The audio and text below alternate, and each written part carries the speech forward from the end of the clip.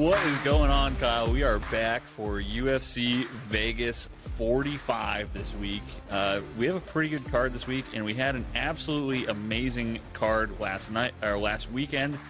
It was, however, cursed. Yeah, I'd say so. Would you support that claim? Yeah. Anytime I think we got pretty thoroughly scraped. We did. We had one great parlay that hit. The Tuivasa and Sean O'Malley the KO parlay that did hit, and we should have just bet that by itself because that was an obvious one. That's all you need. That was completely obvious. Everything else, everything else was quite the curveball. I will say our reads were not far off. They just didn't go our way. Like in the Ryan Hall fight, Derek Minor. He could have easily knocked Ryan Hall out if he just would stay on the feet. He just kept following him to the ground. He kept falling for it. That's all Ryan Hall does is pretend to be hurt, and then you go in for the kill, and then you get your heel. James Krause is yelling at you, "What are you doing?" Stop! And then you just keep doing it. It's hard to win a fight. Yeah. Also, another key takeaway is if there's a good grappler, you bet the fucking better grappler. Yeah. Oh yeah. Because grappling just wins fights. Did. And it showed last week. Because Miranda Maverick got absolutely demolished. I think she looked very frustrated. Props to her for surviving the entire fight when she was getting crucifixed. Don't know how she slipped out of that. I tell you what, that was an interesting one because we just talked about James Krause and his corner work and how good of corner James Krause is. And then the Miranda Maverick fight, I don't know if you heard her corner in between rounds, but they were like, just if it's grappling, just get on top of her. Well, she can't. Yeah, she can't. She's currently being smothered. She needs to stay standing. Come on. And she did look good standing. Yeah, Miranda Maverick, she looked very good. Then she shockingly tried for a takedown, which immediately got reversed, and then not great. I think she's probably very frustrated, as I would have been. I was pretty frustrated just watching the fight, watching her get demolished. So I would imagine it was worse for her. So let's move on from that terrible experience. I think the fight card overall was just straight up. The books needed to recoup their losses from the last pay-per-view, which we absolutely cleaned up on. The Teixeira main event card. The books got absolutely hammered then. This is the next pay-per-view. I think they got to rake the coals with everyone's money. We were not immune from that. So on to this week. First fight here is Jordan Leavitt going up against Matt Sales. Jordan Leavitt is the Monkey King, and this is a pick'em.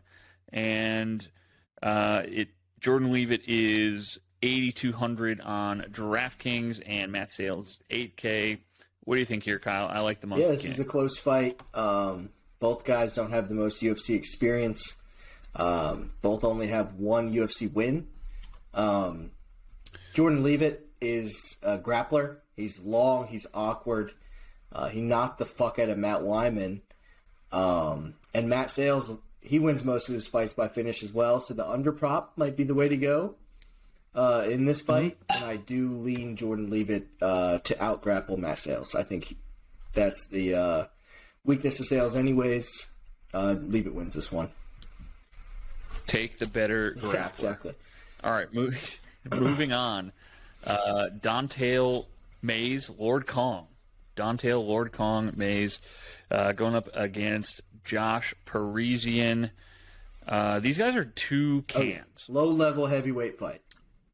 Low-level heavyweights. Don'Tale Mayes is shockingly minus 200. Josh Parisian is plus 170.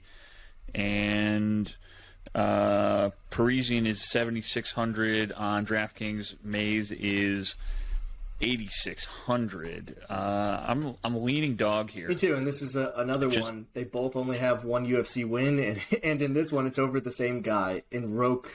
They beat an even worse Roque can. Martinez. If you look at that fight, Josh Parisian looked a little bit better than Don'Tale Mayes did in that fight against Roque. Josh Parisian looked all right against Parker Porter, who's looking like maybe he's not as bad as we thought when he got crushed by Chris Daukaus. Josh Parisian landed 114 strikes in that fight.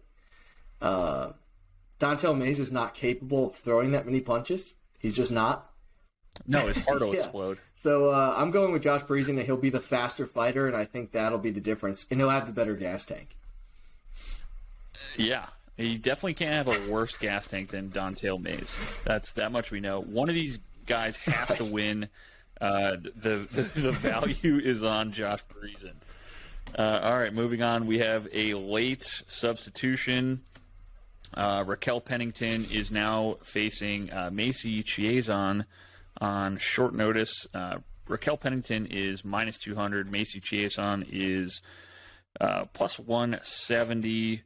And Pennington is 8,400, and Macy Chiasson is 7,800. So a little bit closer on DraftKings than the line would indicate. Macy Chiasson is pretty good. She's big, and she'll have the size advantage in this fight. I have a hard time picking against Raquel Pennington. I always do. All her losses are just to the top of the division. Holly Holm, Durandamy, and Amanda Nunes. She has great striking, good pop on her punches. She trains with Miranda Maverick now, out in Denver, Colorado. Always in good shape.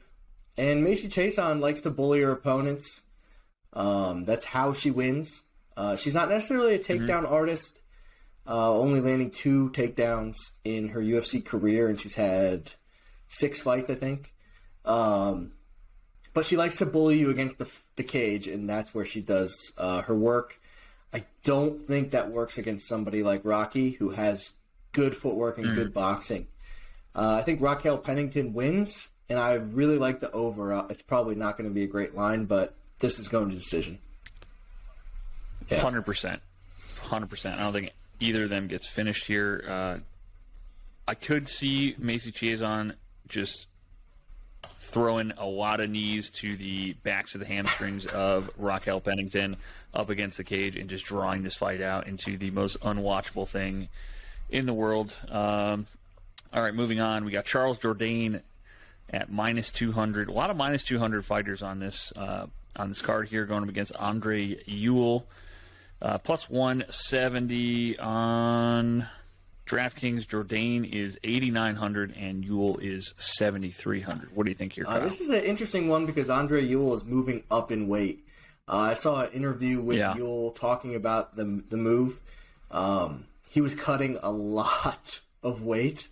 He wouldn't go into just how much weight he was cutting, but it was significant, and he felt like it was draining him too much. Now that he's heavier, he says he's faster, he's hitting a lot harder, and he was like, "You'll be surprised. I will not be small for the weight division." And I believe him. He was really big.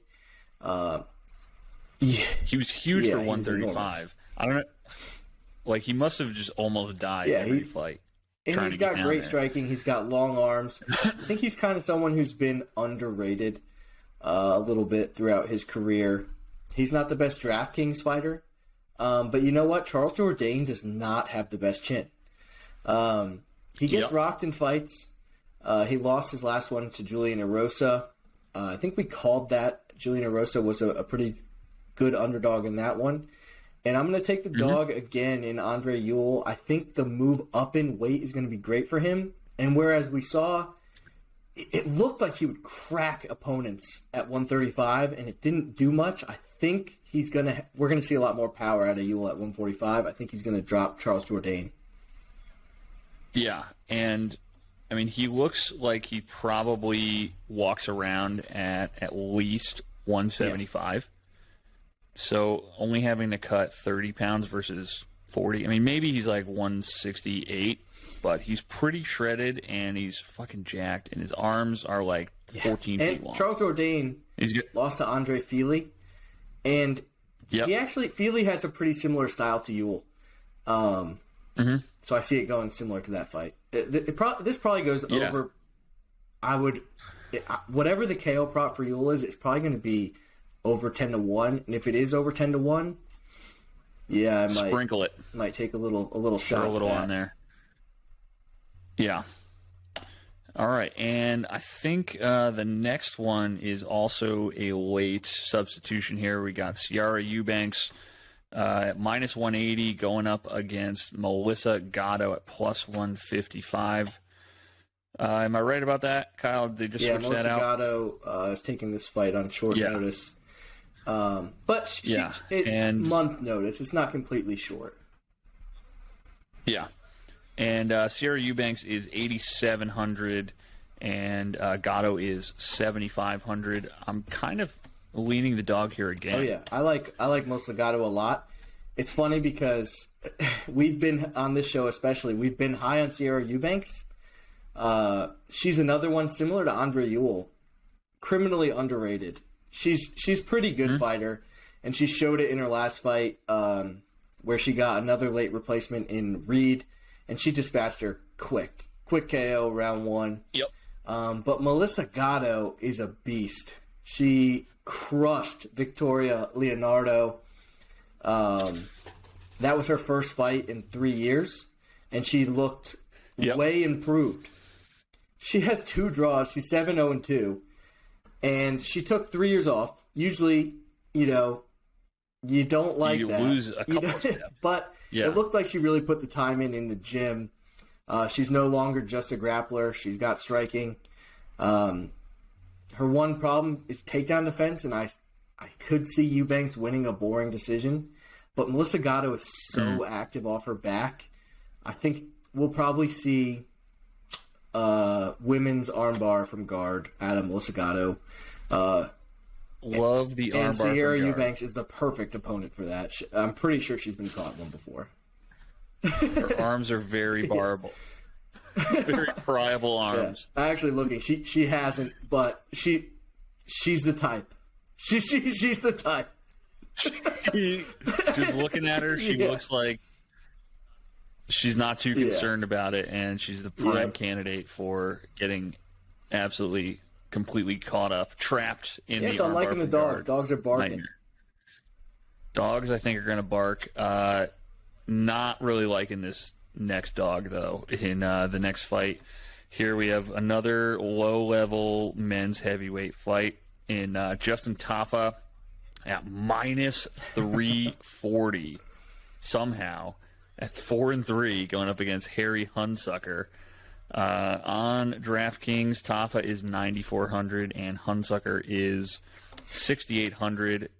2 more cans here. Yeah, it is. And I have a soft spot in my heart for Justin Tafa.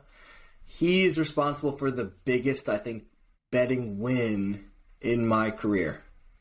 I remember we took him, not only did we take him, we took him by KO against Juan Adams. And I had him in a parlay. I think I won over $2,000 in this one bet. And was just all we needed was Justin Tafa by KO. It was the last one. I could have hedged out, but I didn't. Let it roll. Yep. I was pretending to not watch the fights because I was with my girlfriend. Said, I got to go to the bathroom. Put the fight on in the bathroom. Justin Tafa wins by KO. It was beautiful. Since then, though, he's lost to Carlos Felipe and Vandera. He didn't look necessarily great in either one. He's still young. He's only 4-3 in his whole career.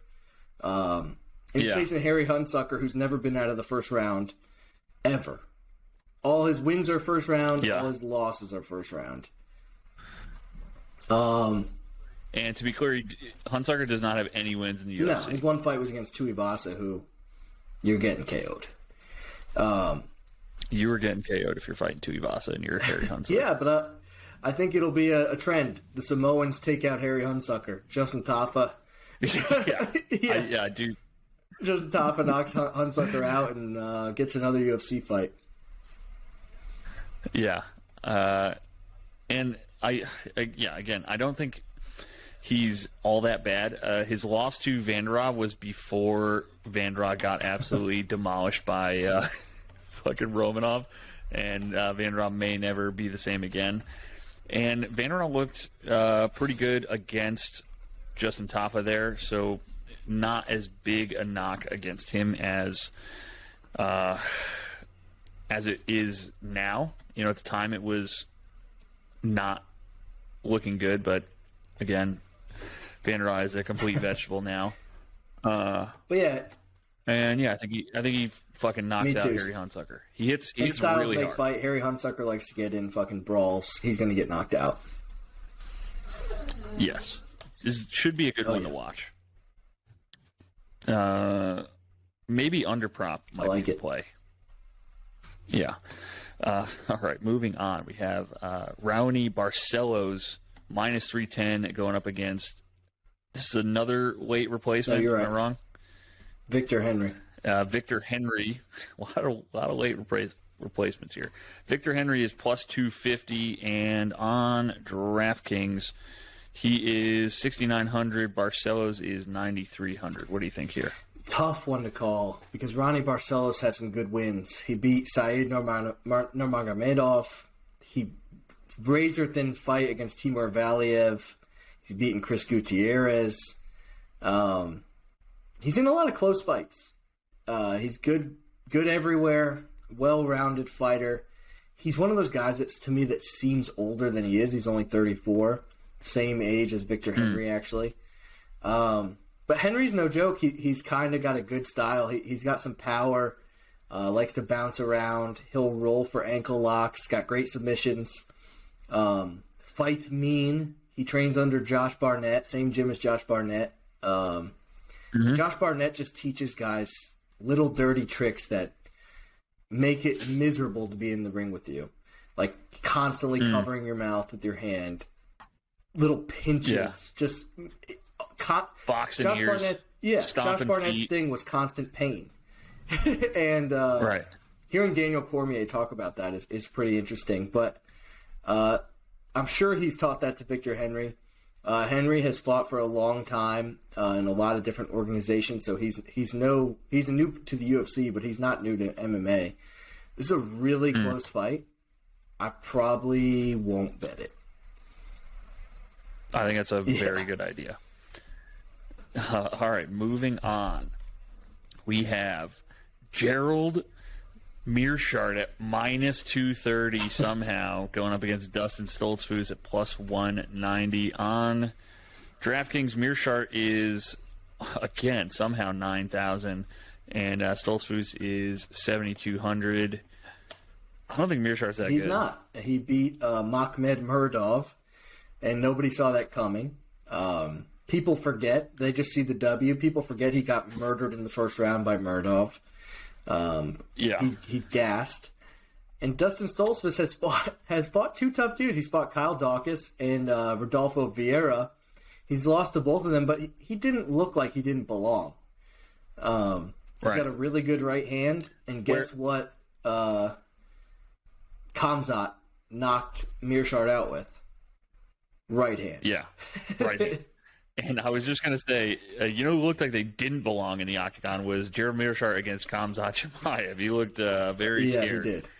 I'm going to go with the dog again. I'm going with Stoltz. Meerschaert could sub anybody. I think he's got more submission wins than Stoltz has total fights. But Meerschaert, I think that chin is not recovered still from the Khamzat fight. He's going to go down here. Yeah, and I think Meerschaert is a guy that he's not a bad play at a plus 600 dog like he was against Makhmed Murdov. But if you're going to tell me to lay minus 230 fucking juice on him, no thank you. I'm not touching that with a 39.5 That's foot a pole. very good point. Yeah, I completely agree. Yeah. All right, moving on to the main card here. We got Cub Swanson minus 200 going up against Darren Elkins at plus 170. This is a great fight. Cub Swanson is 8,800 on DraftKings, and Elkins is 7,400. Yeah, I love this fight. So Cub Swanson, bad fight IQ, decided to strike with Giga. Not very smart. Was screaming at the TV to wrestle. Didn't happen. Got crushed. He got crushed by Giga, but who doesn't? Darren Darren Elkins is a guy who I thought might have been done after he lost to Nate Landwehr. He lost to Uriah Hall. I mean, not Uriah Hall, Ryan Hall. He lost to Ryan Hall, and he lost to Ryan Hall in a striking battle. Ugh. Ew. But he came back, and he beat Garagori, and he beat Derrick Minor. And he looked great in those fights. He's a guy who's always going to fight for your money. He's tough as shit. He likes to wrestle. He got 7 takedowns in the Garagori fight. Only one in the Derrick Minor fight, but Derrick Minor's a great wrestler, and he was able to reverse him twice. My first thought was Swanson. Now I'm leaning Elkins, but I don't know. I'm probably not going to bet it. I think one of them gets finished, though. I think there's big advantages. Like Elkins on the ground advantage, Swanson on the feet advantage. And how many? Darren the damage Elkins. How much damage can he take? Right. I don't know. Right. Lean in under. If it's under 2.5, that's probably the play. Yeah. That's probably the play. You're right. All right, moving on. We have another great one in Mateusz Gamrot at -195 going up against Diego Ferreira at +165. Gamrot is 8,500 on DraftKings, and Ferreira is 7,700. Are we smashing Gamrot here? Yeah, I want to. I think he wins. But the only thing that has me on pause is Diego Ferreira looked like he might compete for a title shot before running into Dariush and Gregor Gillespie. He looked pretty good against Gregor Gillespie, too. He just couldn't – nobody could keep that pace. Yeah. But Mateusz Gamrot, oh, my God, he's just so good everywhere. Such a good grappler, strong as shit. Yeah. Yeah, I think the play is Mateusz, and how he looked against Jeremy Stevens, nobody does that to him. Nobody subs Jeremy Stevens round 1. Is that your play, Mateusz? Yeah. Yes. I'll go 100%. With you, Mateusz. All right. There we go. Next up, we have another very good fight in Ricky Simone at -280 going up against Raphael Assuncao at +230, and Raphael is 7,000. Ricky Simone is 9,200. This is a tougher fight to call than the line would indicate for sure. It is, except I love Ricky Simone. Love him. I think they're on different wavelengths. One's going up, one's going down. I'll take Ricky Simone, and I think that Assuncao might be done. And I'm leaning Ricky Simone by TKO. I think that you'll get pretty good odds on that because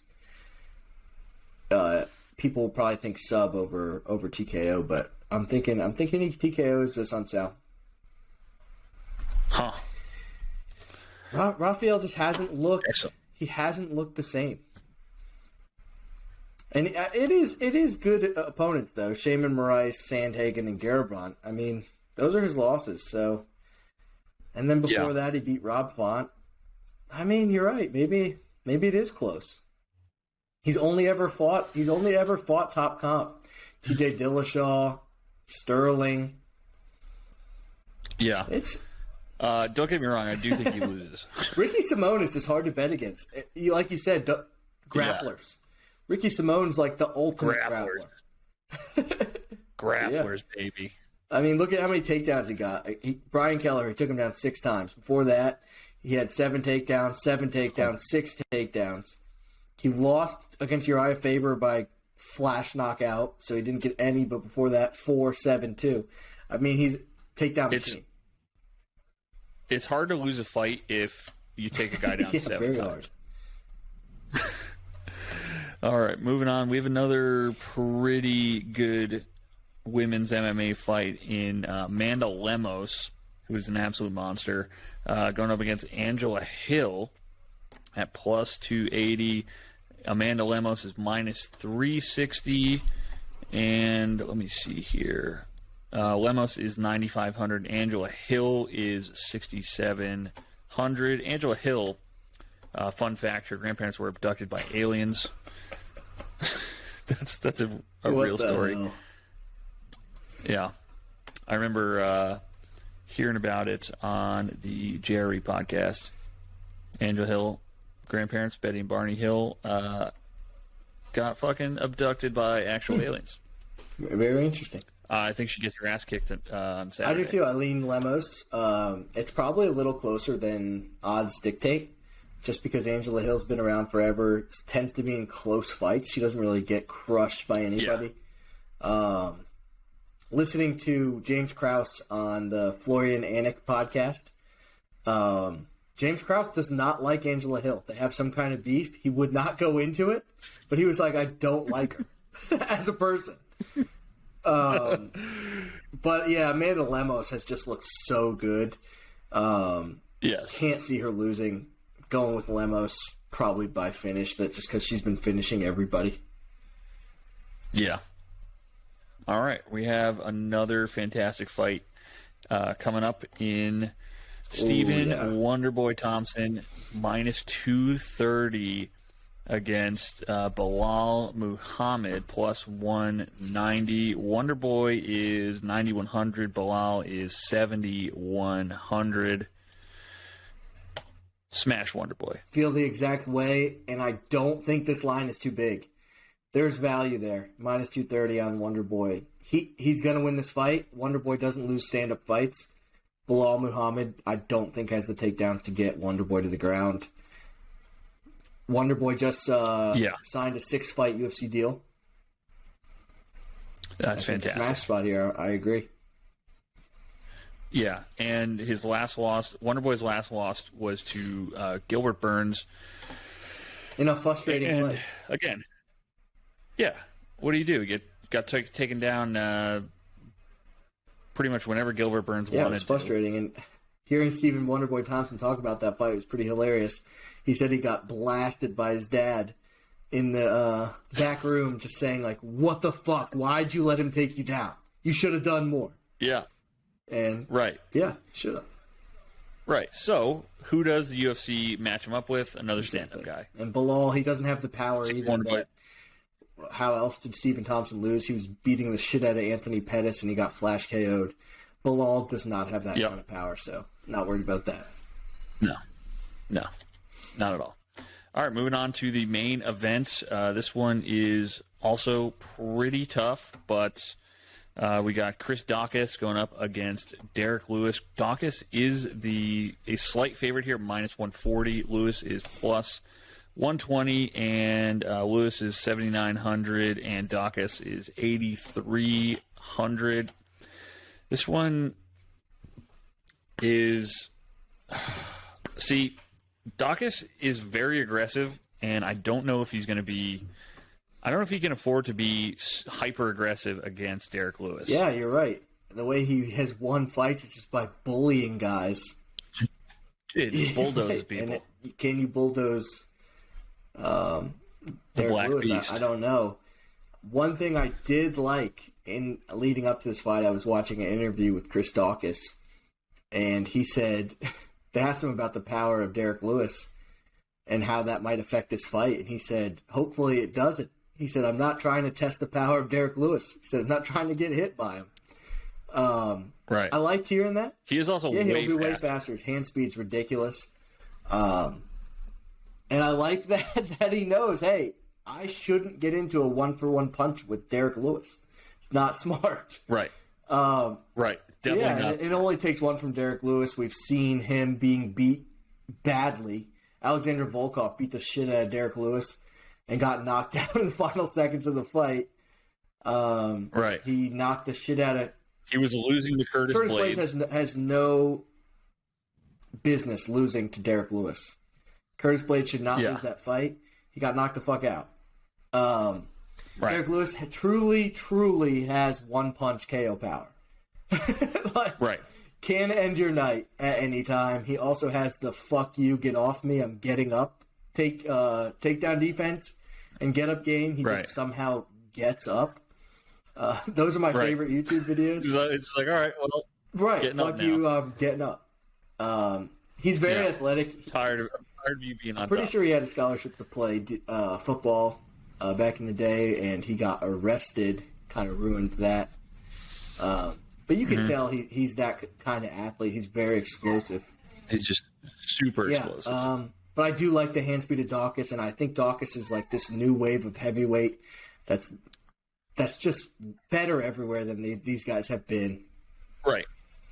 And we've seen Derrick Lewis fight someone who is way faster and way more technical than him in Cyril Gane, and he could not land a strike on Cyril Gane. I'm going Daukaus too. And I think this probably goes the same. I'll go Daukaus, and I'll go Daukaus by KO. In a 5-round fight. That. No way it goes 5. No chance. Yeah. But I think if it does go 5, Daukaus has the gas tank to make it 5 rounds, whereas Derrick Lewis, we know, absolutely does not. His balls get too hot. Exactly. That's why I think it's going finish, because the cardio level in rounds 4 and 5 will be too much. No way Derrick Lewis could survive. Yeah. No way. Were you able to make a DraftKings, All right, Scott?